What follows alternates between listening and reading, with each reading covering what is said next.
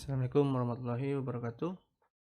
Jumpa kembali dengan saya di mata kuliah statistik ya.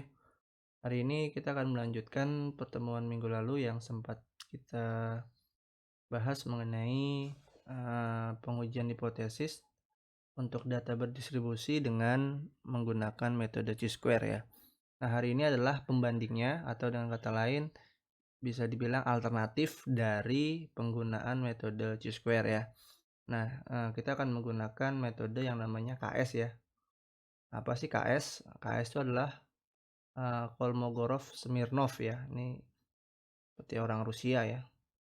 Jadi uji KS disingkatnya ya, ini tahun, 67 ini peneliti mengatakan bahwa biasanya uji KS ini bisa digunakan untuk menentukan sampel yang, datanya berdistribusi ya. Jadi kayak distribusi kita yang, tabel gitu ya, yang misalnya umur dan seterusnya itu bisa kita gunakan pengujian uji KS ini ya. Nah, uji KS ini juga digunakan untuk menguji goodness of fit ya, atau, distribusi normal ya, antar distribusi sampel dan distribusi lainnya. Jadi istilahnya, data itu sudah baik atau tidak ya. Nah, ini kita bisa uji dengan model uji KS ini. Nah, uji KS ini juga membandingkan serangkaian data pada sampel terhadap distribusi normal ya dengan nilai mean dan S ya atau standar deviasi. Singkatnya, uji ini dilakukan untuk mengetahui kenormalan sebuah data ya. Jadi data tersebut normal atau tidak ya, layak atau tidak untuk digunakan sebagai sampling dan seterusnya itu bisa kita gunakan uji KS ini. Kemudian juga ada juga sih kesimpulan yang mengatakan sih bahwa uji KS ini lebih baik ya atau lebih kuat hasilnya daripada uji chi-square yang kita gunakan minggu lalu ya. Ketika semua asumsinya itu terpenuhi. Nah, jadi uji KS ini juga tidak memerlukan asumsi data tersebut populasinya itu tidak berdistribusi secara normal. Ya, jadi sangat baik sekali digunakan uji KS ini. Nah, uji KS ini ya syarat uji pengujian dari nilai KS-nya adalah yang pertama adalah dia datanya harus sifatnya interval atau kuantitatif ya atau rasio. Ya, ini yang pertama. Kemudian kedua data tunggal atau belum dikelompokkan pada tabel distribusi frekuensi. Jadi datanya masih acak ya, masih berantakan. Nah, ini kita bisa uji dengan uji KS. Juga bisa ya. Jadi data yang sifatnya interval ya, umur misalnya dari sekian sampai sekian, range seperti itu bisa, atau dia juga bisa data tunggal ya. Juga bisa digunakan untuk data yang nilai N-nya itu besar ataupun kecil ya. Jadi kalau sampling kita kecil, ini juga bisa digunakan uji KS. Nah, hipotesa dalam uji KS ya sebenarnya sama dengan uji chi-square. Yang H0 adalah data mengikuti distribusi yang ditetapkan atau normal, kemudian HA tidak mengikuti distribusi yang ditetapkan. Keunggulan uji KS dibandingkan dengan uji chi-square yang pertama adalah chi-square itu memerlukan data yang terkelompok ya, sedangkan KS ini tidak perlu. Jadi bisa juga kita nggak perlu dikelompokkan kayak CS ya. Kalau CS kan kita harus kumpulkan jadi satu, kemudian kita buat frekuensinya ya, baru kita bisa hitung ya. Nah, kalau di KS ini data acak atau masih raw data itu kita bisa lakukan. Kemudian CS juga tidak bisa memerlukan sampel yang kecil ya. Misalnya kurang dari 100 misalnya, nah itu tidak bisa dilakukan dengan CS. Nah, sementara kalau KS bisa. Ya, kemarin kita sudah bahas juga bagaimana alternatif kalau kita menggunakan CS, kalau sampelnya kecil ya maka kita mau tidak mau harus menambah jumlah sampelnya. Nah, kemudian oleh karena itu chi-square sifatnya kategoris ya. Maka ada data yang terbuang maknanya ya. Tadi ya karena data itu dikelompokkan ya. Kemudian KS juga sifatnya dia lebih fleksibel dibanding CS. Nah, daerah kritis adalah kalau nilai H0-nya ditolak ya, kalau nilai D-nya itu lebih besar dari nilai uji. Nah, nanti kita akan coba pengujiannya ya. D alfa adalah nilai kritis uji KS-nya, satu sampel. diperoleh dari tabel KS. Jadi kalau nilai D hitungnya itu dia lebih besar dari nilai tabel KS, maka H0-nya itu ditolak. Sedangkan sebaliknya, kalau nilai uji tabel kita, ya, pengujian tabel kita itu lebih kecil dibandingkan nilai uji KS tabel, maka diterima H0 ya. Fnx adalah nilai peluang kumulatif ya berdasarkan data sampel. Ini ininya ya, perhitungannya ya. Nanti kita akan bahas langsung di pengujian.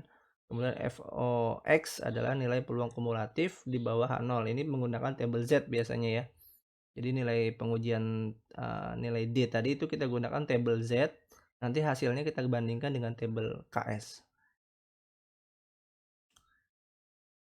Oke, baik, kita langsung saja ya. Misalnya ada data sebagai berikut. Ini datanya masih tunggal atau tidak berkelompok. Nanti kita akan diminta untuk membuat apakah ini sudah termasuk dari data yang berdistribusi normal ya. Lakukan uji KS dengan alfanya 0,05 ya, dan jika diketahui 95% dan jika diketahui nilai mean-nya, x-aksennya itu adalah 75,943 dan nilai simpangannya 1,227. Ini juga sudah diketahui nilai mean dan nilai simpangan ya. Ada juga nanti mungkin soal yang tidak diketahui simpangan dan mean, kita harus cari dulu. Oke, baik ya. Sampai sini penjelasan terkait dengan teorinya. Kita langsung saja masuk ke dalam percobaan untuk perhitungan ya. Ini saya copy paste saja dulu ya. Nanti saya buat tabelnya di Excel saja biar mudah di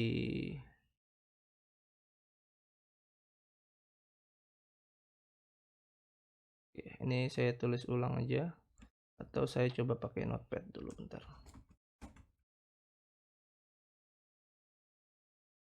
Oke, saya copy dulu, coba saya paste. Nah, ini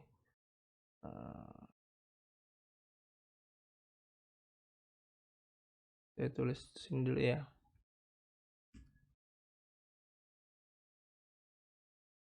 Silakan nanti di skip saja kalau terlalu lama untuk yang perpindahan dari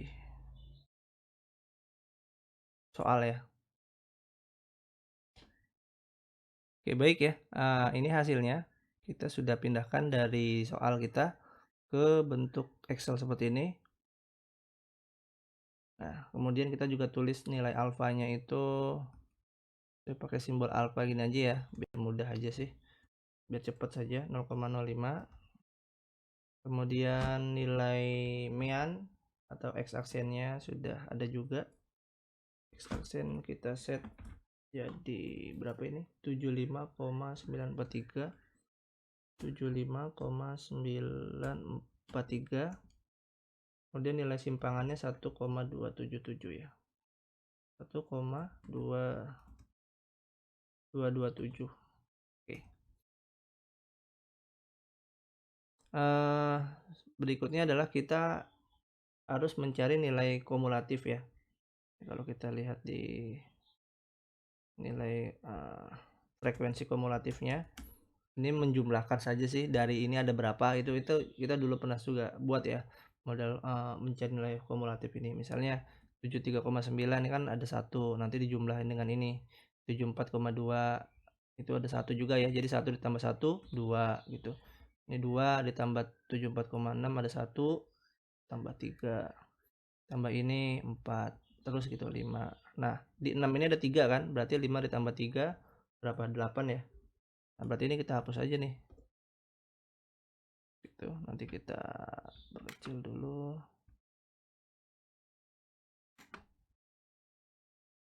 Oke.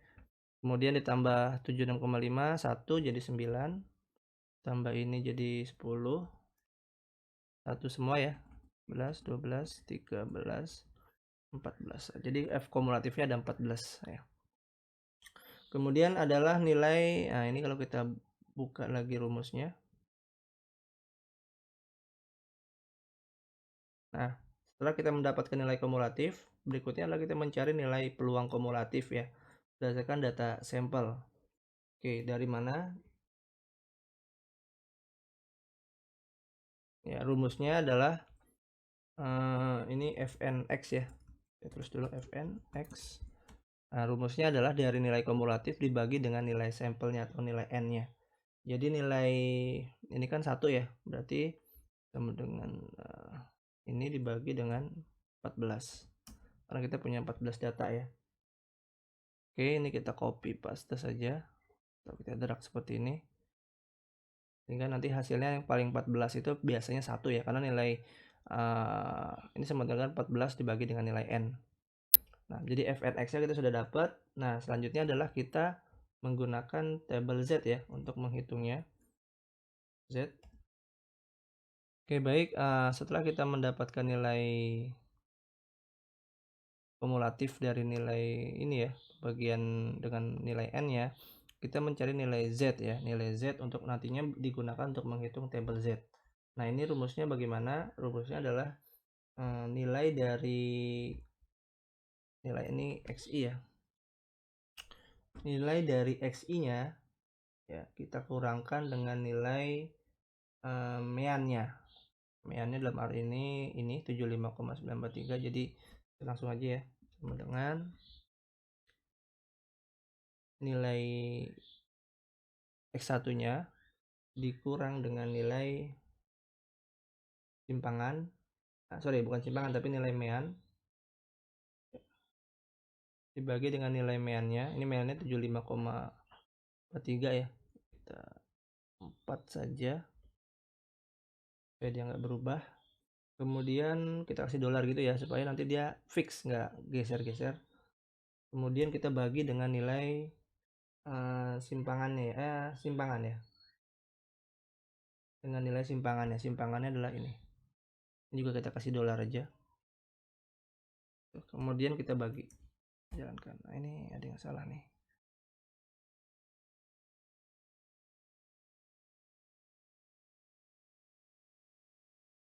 Ini errornya kenapa? Karena formatting komanya ya, defaultnya harusnya kita menggunakan koma. Ini tergantung dari formatting Windows-nya ya. Ada yang koma itu pakai titik, ada yang pakai koma. Ini kalau di saya pakai koma, jadi seperti ini. Hasilnya adalah ini ya. Berarti ini harus kita ganti juga nih nanti biar nggak error. 74,2, 74,6, 74,7, 75,4, 75,4, 76,0, 76,5, 76,6, 76,9, 77,3, 77,4, 77,7. Oke, ini kalau sudah kita tinggal copy paste saja ke bawah. Nanti dia akan mendapatkan nilai Z-nya. Oke. Nah, hasil dari sini kita tinggal cari nanti untuk menghitung tabel Z-nya ya. Atau dalam hal ini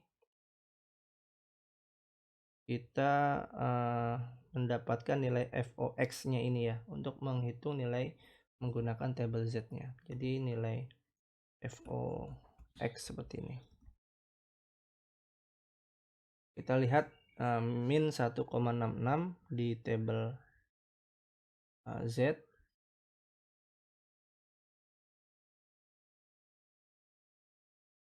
Min 1,6 di sini ya. 0,6-nya itu ada di sini. Jadi berapa hasilnya? 0,048. 8 kita zoom aja ya.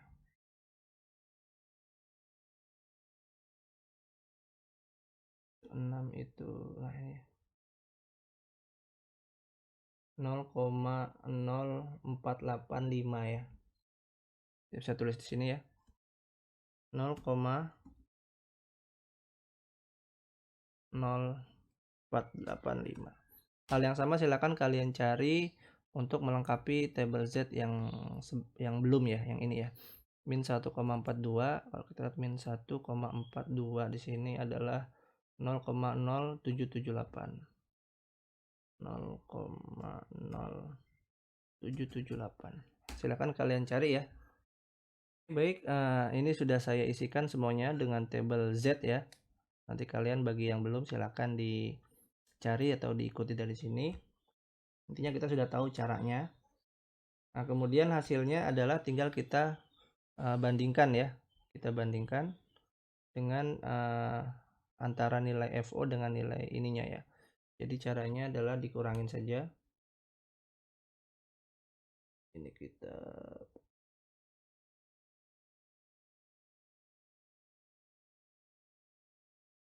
jadi rumusnya adalah Fn XI dikurang FO nilai XI yang ini ya. XI itu maksudnya ininya apa nilai yang pertamanya ya. Baris pertama ya. Jadi tinggal kita kurangin aja nih nilai ini dikurang dengan nilai ini ya. Berarti tinggal dikurangin aja nilai ini min sama nilai yang FOX ini. Oke. Kita dapat nilainya. Kita copy paste ke bawah. Nah, sampai sini saja sih sebenarnya untuk nilai ini. Selesai sampai sini, kita hanya mencari yang terbesar ya. Kalau kita lihat di sini yang nilai yang paling besar mana? Nah, pasti kita sepakat ini ya. 0,130 ini ya. Ini yang terbesar ya, atau kita bisa tandakan sini misalnya terbesar seperti ini. Oke, nah nilai ini nanti kita bandingkan dengan nilai tabel KS-nya. Oke, nah kalau tabel KS kita berapa coba? Tabel KS kita kan nilai N-nya berapa? N-nya berarti tadi kumulatif ya, 14 kan? Jumlah sampel kita 14. Kemudian nilai alfanya berapa tadi? Yang diketahui 0,05. Berarti nilai tabel KS dengan alfa 0,05. Nah, ini dia error ya. Oke, berarti saya 0,05-nya saya pisah aja di sini. 0,05. Oke, hasilnya berapa? Ini kalau kita lihat tabel KS, nanti saya kasih tabel KS-nya ya. Saya lampirkan di kita buka tabel KS saja. Oke, nah kita lihat di sini yang nilai N-nya itu 14, kemudian alfanya 0,05, hasilnya 0,349 ya. Jadi 0,349. Ini nilai KS ya. Nah, kalau kita lihat lagi di rumus kita ya. Nah, di mana nilai D itu nilai hitung, kalau dia lebih besar dari nilai D alfanya atau nilai KS-nya berarti tolak H0 ya, atau tidak diterima ya. Ini kalau kita lihat sini H0 ditolak kalau tidak diterima ya, kita lihat berarti nilai uji kita ini kan nilai hitungnya nih, nilai D-nya 0,130 lah ya. Kemudian untuk nilai D alfanya itu adalah nilai uji KS-nya ya 0,349 seperti ini. Kita udah dapat ya nilai D hitung 0,13, nilai D KS-nya adalah 0,349. Kalau kita lihat rumusnya tadi nilai D hitung lebih besar dari D alfa. Ya, ini adalah dia ditolak 0. Sedangkan kalau di kita nilai D-nya kan lebih kecil ya. Simpulannya kan berarti D kita lebih kecil dari D alfa kan. Ini 0,13 kita kan berarti lebih kecil kan dibandingkan dengan nilai 0,349, atau dengan kata lain nilai D alfanya ya atau DKS-nya ini lebih besar dibandingkan dengan nilai D-nya. Sehingga nah ini dia bukan ditolak, sebagai baliknya ya, berarti diterima. Tahan 0. Berarti dengan kata lain apa? Dengan kata lain adalah data yang kita gunakan dasarnya itu sudah normal atau berdistribusi secara normal. Oke. Nah, jadi begitu aja ya. Ini rumusnya. Berarti ini kesimpulannya berarti H0-nya diterima, atau dengan kata lain data berdistribusi secara normal seperti itu. Ya, jadi udah begini aja kesimpulannya, data diterima karena berdistribusi secara normal. Oke ya, baik intinya saja untuk materi kita, silakan nanti kalian, pelajari lagi bagaimana tadi intinya cara mendapatkannya dulu ya. Nanti berapa soal dari uji KS ini yang bisa digunakan, bisa jadi nanti nanti keluar di ujian ya. Oke, saya akhiri, terima kasih semuanya. Assalamualaikum warahmatullahi wabarakatuh.